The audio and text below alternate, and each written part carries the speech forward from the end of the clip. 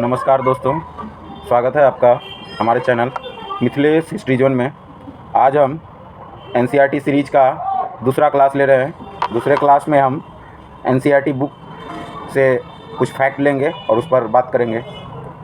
हड़प्पा सभ्यता, सिंधु घाटी सभ्यता के बारे में हम चर्चा कर रहे थे। ये दूसरा लेक्चर है। तो हम बात करें हड़प्पा मुहर का। हड़प्पाई मुहर हड़प्पा अथवा सिंधु घाटी सभ्यता का सबसे विशिष्ट पुरावस्तु है। हड़प्पाई मुहर जो था ना, वो सिंधु घाटी सभ्यता में सबसे विशिष्ट पुरावस्तु में से एक था। ये जो था सेलखड़ी नामक पत्थर से बनाई गई थी। हड़प्पाई मुहर जो होते थे वो सेलखड़ी नाम के पत्थर से बनाई गई थी। इन मुहरों पर सामान्य रूप से क्या होते थे, जानवरों के चित्र होते थे तथा एक ऐसी लिपि के चिन्ह उत्कीर्ण हैं जिन्हें अभी तक पढ़ा नहीं जा सका। इसमें ऐसे लिपि का चिन्ह उत्कीर्ण है जिसको अभी तक पढ़ा नहीं जा सका है। फिर भी हमें इस क्षेत्र में उस समय बसे लोगों के जीवन के विषय में उनके द्वारा पीछे छोड़ी गई पुरावस्तुओं, जैसे उनके आवासों, मृद भांडों, आभूषणों, औजारों तथा मुहरों, दूसरे शब्दों में पुरातात्विक साक्ष्यों के माध्यम से बहुत जानकारी मिलती है। इन सारी चीज़ों से हमें जानकारी मिलती है। जैसे हमको मृद भांड मिल गया, वो लोग का आवास सिस्टम कैसा था, आभूषण कैसा पहनते थे, औजार क्या बनाते थे, इन सारी चीज़ों से हमको कुछ जानकारी मिलती है। पुरातात्विक साक्ष्य ये सब कहलाएंगे और इन्हीं के माध्यम से उस समय के बारे में हमें जानकारी प्राप्त होती है। सिंधु घाटी सभ्यता को हड़प्पा संस्कृति भी कहा जाता है। पुरातात्विक शब्द प्रयोग पुरावस्तु के ऐसे समूह हैं जो एक विशिष्ट शैली के होते हैं। इन विशिष्ट पुरावस्तुओं में मुहरें, बाट, मनके, पत्थर के फलक, पकी हुई ईंटें सम्मिलित हैं। इस सभ्यता का नामकरण हड़प्पा नामक स्थान, जहां एक संस्कृति पहली बार खोजी गई थी, के नाम पर किया गया है ना। सबसे पहली बार जो खोजी गई संस्कृति थी उसी के नाम पर इस सभ्यता का नाम क्या पड़ा, हड़प्पा सभ्यता पड़ा। इसका काल निर्धारण लगभग 2600 और 1900 ईसा पूर्व के बीच किया जाता है। इस क्षेत्र में इस सभ्यता के पहले और बाद में भी संस्कृतियां अस्तित्व में आई, जिन्हें क्रमशः आरंभिक तथा परवर्ती हड़प्पा, जो शुरू में हुआ तो उसको आरंभिक भी कहा गया और परवर्ती भी कहा गया। हड़प्पा का काल निर्धारण कितना से कितना हो गया, 2600 से 1900 ईसा पूर्व के बीच। सेलखड़ी जो तो होता था, वो मुहर का जो निर्माण होता था, सेलखड़ी एक मुलायम पत्थर से बनता था, पत्थर होता था, उसी से क्या होता था, मुहर बनता था। निर्वाह के तरीके जो थे, पेड़ पौधे के उत्पाद से गेहूं, जौ, धान, तिलहन, पशुपालन करते थे ये लोग। कृषि कार्य, प्रौद्योगिकी में वृषभ का यूज जोतने में होता था। खेत जुताई का जो कार्य होता था वो वृषभ यानी बैल के माध्यम से होता था। बनावली हरियाणा से मिट्टी के हल मिले हैं। बनावली जो था एक स्थान हरियाणा में जो स्थित है, वहाँ से मिट्टी के हल मिले हैं। और जुते हुए खेत का साक्ष्य कहाँ से मिले हैं, कालीबंगन से मिले। जुते हुए खेत का साक्ष्य जो है कालीबंगन से मिले हैं। अब बीसी और एडी के बारे में तो आप सब लोग जानते ही हैं। बीसी का मतलब होता है before the birth of Jesus Christ and AD का मतलब होता है एनो डोमिनी। अब हम जानेंगे कुछ हड़प्पा सभ्यता का जो आरंभ हुआ था वो कैसे हुआ था। इस क्षेत्र में विकसित हड़प्पा से पहले भी कई संस्कृतियाँ अस्तित्व में थी। ये संस्कृतियाँ अपनी विशिष्ट मृदभांड शैली से संबद्ध थी तथा इसके संदर्भ में हमें कृषि, पशुपालन तथा कुछ शिल्पकारी के साक्ष्य भी मिलते हैं। बस्तियाँ आमतौर पर छोटी होती थी और इनमें बड़े आकार की संरचनाएं लगभग न के बराबर थी। बस्ती आमतौर पर छोटा ही होता था, बड़े आकार का संरचना नहीं के बराबर ही था। कुछ स्थलों पर बड़े पैमाने पर इलाकों में जलाए जाने के संकेत से तथा कुछ अन्य स्थलों के त्याग दिए जाने से ऐसा प्रतीत होता है कि आरंभिक हड़प्पा तथा हड़प्पा सभ्यता के बीच क्रम भंग था। वो जो सिस्टम सीरियल था वो भंग था। अब जानेंगे हम लोग निर्वाह के तरीके। हड़प्पा सभ्यता के निवासी कई प्रकार के पेड़ पौधे से उत्पाद और जानवर, जिसमें मछली भी शामिल है, से प्राप्त भोजन करते थे। उसका जीवन निर्वाह का तरीका यही था कि कई प्रकार के पेड़ पौधे से उत्पाद, जैसे कंदमूल, फल फूल, ये सब उसे प्राप्त करते थे और उससे अपना जीवन यापन करते थे। हड़प्पा सभ्यता के निवासी कई प्रकार के उत्पाद का यूज करते थे और उसमें मछली भी शामिल था। पुरातात्विक आहार संबंधी आदतों के विषय में जानकारी प्राप्त करने में सफल कुछ वैज्ञानिक रहे जो पुरातत्वविद थे। इनका अध्ययन पूरा वनस्पतिज्ञ करते हैं जो प्राचीन वनस्पति के अध्ययन पर के विशेषज्ञ होते थे। हड़प्पा स्थलों से मिले अनाज के दानों में गेहूँ, जौ, दाल, सफ़ेद चना, तिल आदि शामिल है। क्या क्या मिला, पॉइंट बी नोटेड, इसको नोट कर लेना है और याद रखना है कि हड़प्पा स्थल से हमको क्या क्या मिला। दानों में गेहूँ, जौ, दाल, सफ़ेद चना और तिल। क्या क्या हुआ, एक बार फिर से रिवाइज करते हैं। गेहूँ, जौ, दाल, तन चना, सफ़ेद चना और तिल शामिल थे।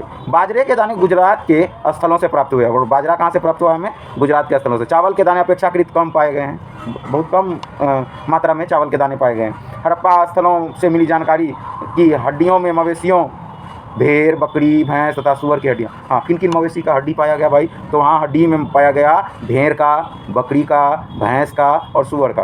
पूरा प्राणी विज्ञान अथवा जीव पुरातत्वविदों द्वारा किए गए अध्ययन से संकेत मिलता है कि ये सभी जानवर पालतू थे। उनके खोज से ये अनुमान लगाया जाता है कि ये सब जानवर क्या थे, पालतू थे। जंगली प्रजातियां जैसे वड़ा का क्या मतलब होता है, वड़ा सूअर को कहा जाता है। हिरण तथा घड़ियाल जैसी हड्डियां भी मिली है। हम यह नहीं जान पाए कि हड़प्पा निवासी स्वयं इन जानवरों का शिकार करते थे अथवा अन्य आखेटक समुदाय से इसका मांस प्राप्त करते थे। ये मछली या पक्षियों की हड्डियां भी, मछली तथा पक्षियों की हड्डियां भी मिली है। अब ये क्लियर नहीं है कि ये लोग सच में उसका शिकार करते थे या कहीं से वो प्राप्त करते थे। अब हम लोग जानेंगे कृषि प्रौद्योगिकी के बारे में, उस समय का एग्रीकल्चर टेक्नोलॉजी कैसा था उसके बारे में हम जानते हैं। हालांकि अनाज के दानों से कृषि के संकेत मिलते हैं, अनाज के दानों से कृषि के हमको संकेत तो मिल जाते हैं, पर वास्तविक कृषि विधियों के विषय में स्पष्ट जानकारी मिलना क्या है, कठिन है। सच में क्या सही में वास्तव में वो कृषि करते थे, रियलिटी उसके बारे में पता करना बड़ा मुश्किल होता है। क्या जुते हुए खेतों में बीजों का छिड़काव किया जाता था? मुहरों पर किए गए रेखांकन तथा मृण मूर्तियाँ यह इंगित करती है कि वृषभ के विषय में जानकारी थी, और इस आधार पर पुरातत्वविद यह मानते हैं कि खेत जोतने के लिए बैलों का प्रयोग होता है। पुरातत्वविद का मानना था कि खेत जोतने में किसका प्रयोग होता था, तो बैलों का प्रयोग होता था। साथ ही चोलिस्तान के कई स्थलों और बनावली से मिट्टी के बने हल के प्रतिरूप मिले हैं। चोलिस्तान और बनावली है ना, चोलिस्तान के कई स्थल और बनावली से क्या मिले हैं, मिट्टी से बने हल का प्रतिरूप मिला। इसके अतिरिक्त पुरातत्वविदों को कालीबंगन राजस्थान नामक स्थान पर जुते हुए खेत का साथ जो आरंभिक हड़प्पा स्तरों में संबंध है, इस खेत में हल रेखाओं को दो समूह एक दूसरे को समकोण पर काटते हुए, ऐसे समकोण पर काटते हुए विद्यमान थे, जो दर्शाते हैं कि एक साथ दो अलग अलग फसलें उगाई जाती थी। उस समय ये समकोण पर काट के बताना इस चीज़ को इंडिकेट करता है कि अलग अलग फसल का भी उत्पादन होता था। पुरातत्वविदों ने फसलों की कटाई के लिए प्रयुक्त औजारों को पहचानने का प्रयास भी किया, मतलब कैसे फसल की कटाई करे, औजार भी पहचानने का कोशिश किया। क्या हड़प्पा सभ्यता के लोग लकड़ी के हथौड़े में बिठाए गए पत्थरों के फलकों का प्रयोग करते थे, या फिर वे धातु के औजारों का प्रयोग करते थे? मतलब पत्थर का फलक से वो लोग फसल कटाई करते थे, या कोई धातु का औजार होता था उसके पास? अधिकांश हड़प्पा स्थल अर्ध शुष्क क्षेत्रों में स्थित है। अधिकांश जो हड़प्पा स्थल था वो अर्ध शुष्क, मतलब क्या कहा, आधा शुष्क क्षेत्र, शुष्क मतलब थोड़ा गर्मी हो, जहाँ संभवतः कृषि के लिए सिंचाई की आवश्यकता पड़ती होगी। अफगानिस्तान में सोर्तुगोई नामक स्थल हड़प्पा स्थल से नहरों के कुछ, हाँ क्वेश्चन आएगा कि नहरों का साक्ष्य कहाँ से मिला है, तो सोर्तुगई नामक स्थान से मिला है। अफगानिस्तान में सोर्तुगई नामक स्थान से नहरों के अवशेष मिले हैं, परंतु पंजाब और सिंध में नहीं। ऐसा संभव है कि प्राचीन नहरें बहुत पहले ही गाद से भर गई थी। ऐसा भी हो सकता है कि कुओं से प्राप्त पानी प्रयोग सिंचाई के लिए, कुएं से पानी का प्रयोग जो है सिंचाई के लिए, और इसके अतिरिक्त धौलावीरा गुजरात में मिले जलाशयों का प्रयोग संभवतः कृषि के लिए जल संचयन हेतु किया जाता था। तो ये था हमारा कृषि प्रौद्योगिकी। अब हम जानेंगे इसका शॉर्टकट कुछ हम जान जाते हैं कि मोहनजोदड़ो किसके लिए प्रसिद्ध था, तो नियोजित शहरी केंद्र के लिए। बस्ती दुर्ग और निचले शहर में था। दुर्ग में सार्वजनिक भवन, दीवार का घेरा, निचला शहर में बड़े क्षेत्र पर फैला था। इसके भवन निर्माण चबूतरे पर ईंटों का निर्माण, एक जैसा सड़क के किनारे दोनों ओर नालियों, ग्रिड पद्धति से आवास निर्माण का नियोजन होता था। गृह स्थापत्य में हम चलें तो निचले शहर में आंगन था, स्नानागार होते थे। दुर्ग में विशाल संरचना होती थी, स्नानागार के भी दुर्ग से प्रमाण मिले हैं, और जलाशय थे जिसमें जिप्सम और गारे का प्रयोग होता था। अब हम जानेंगे मोहनजोदड़ो एक नियोजित शहरी केंद्र था। कैसे मोहनजोदड़ो एक नियोजित, एकदम सिस्टमैटिक वे में उसको सजाया गया था और बनाया गया था मोहनजोदड़ो को। कैसे वो एक नियोजित शहरी केंद्र था, कैसे? संभवतः हड़प्पा सभ्यता का सबसे अनूठा पहलू शहरी केंद्रों का विकास था। सबसे बेस्ट पहलू था, अनूठा पहलू था क्या? शहरी केंद्रों का विकास। आज तक उस तरह का सिस्टमैटिक शहरीकरण कहीं देखने को नहीं मिला, है ना। आइए ऐसे ही एक केंद्र मोहनजोदड़ो को और सूक्ष्मता से देखते हैं। हालांकि मोहनजोदड़ो सबसे प्रसिद्ध पुरास्थल है। सबसे पहले खोजा गया स्थल क्या था? हड़प्पा था। बस्ती दो भागों में विभाजित थी। बस्ती कितने भागों में? दो भागों में। एक छोटा लेकिन ऊंचाई पर बनाया गया, और दूसरा कहीं अधिक बड़ा लेकिन नीचे। छोटा लेकिन ऊंचाई पर, और दूसरा कहीं अधिक बड़ा लेकिन क्या था?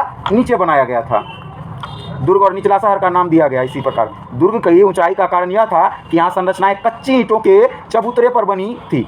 मतलब दुर्ग की जो ऊंचाई ज़्यादा होती थी, इसका क्या कारण था? इसका कारण था कि इसकी जो संरचना थी वो कच्ची ईंटों के चबूतरे पर बनी थी। दुर्ग की को दीवारों से घेरा गया था, जिसका अर्थ है इसे निचले शहर से अलग किया गया। निचला शहर भी दीवार से घेरा गया था। इसके अतिरिक्त कई भवनों को ऊंचे चबूतरों पर बनाया गया था। बहुत सारा भवन भी क्या था? ऊंचे चबूतरों पर बनाया गया था, जो नींव का कार्य करते थे। अनुमान लगाया गया है कि यदि एक श्रमिक प्रतिदिन 1 घन मीटर मिट्टी खोद ढोता होगा तो मात्र आधारों को बनाने के लिए 40 लाख श्रम दिवसों, अर्थात बहुत बड़े पैमाने पर श्रम, 40 लाख श्रम दिवस का मतलब 40 लाख दिन लगा होगा, है ना। बहुत श्रम की आवश्यकता पड़ी होगी। अब कुछ और देखिए, एक बार चबूतरों के यथास्थान बनाने के बाद शहर का सारा भवन निर्माण कार्य चबूतरों पर एक निश्चित क्षेत्र तक सीमित है। इसलिए ऐसा प्रतीत होता है कि पहले बस्ती का नियोजन किया गया था और फिर उसके अनुसार कार्यान्वयन। नियोजन के अन्य लक्षणों में ईंटें शामिल हैं। है ना, जो भले ही धूप में सुखाकर अथवा भट्टी में पकाकर बनाई गई हो, एक निश्चित अनुपात की होती थी, जहाँ लंबाई और चौड़ाई ऊंचाई की क्रम से 4 गुनी और 2 गुनी होती थी। इस प्रकार ईंटें सभी हड़प्पा बस्तियों में प्रयोग, ईंट का प्रयोग सभी हड़प्पा के बस्तियों में किया जाता था। तो आज हम लोग यहीं तक रहने देते हैं, है ना। कल से हम फिर आगे लेक्चर को जारी रखेंगे। आपसे रिक्वेस्ट है कि हमारा सपोर्ट करें, लाइक शेयर ज़्यादा से ज़्यादा करें और सब्सक्राइब करें चैनल को। और मैं फुल्ली एनसीईआरटी सीरीज लेकर आ रहा हूँ और एनसीईआरटी की चीज़ों को ही मैं यहाँ डिस्कस करूँगा और अपना राय किस तरह से और इम्प्लीमेंट किया जा सकता है हमारे क्लास में, अपना राय कमेंट सेक्शन में दें। और बहुत बहुत धन्यवाद, आप लोग इतना सपोर्ट कर रहे हैं। सब्सक्राइब ज़रूर से ज़रूर कीजिए और शेयर कीजिए। धन्यवाद।